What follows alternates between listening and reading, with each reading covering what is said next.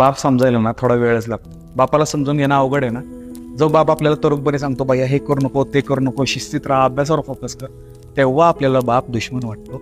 मोठं झाल्यावर कळतं की बापच दोस्तानी येतं चिंतन. करिअर करायला घर सोडतो, बाहेरच्या गावात जातो, करिअर करतो, पहिला पगार हातात येतो. पहिला पगार हातात आला की आपण सगळ्यांचा खर्च भागवतो.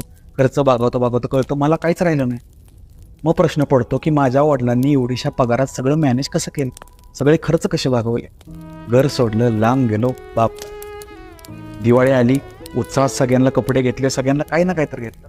मला घ्यायची वेळ आली तेव्हा मी थोडा मागं सरकलो. मग प्रश्न पडला, मी पप्पासारखाच होतोय. पप्पाने तरी कधी कुठं काय स्वतःला घेतलं. घर सोडलं की बाप कळतो.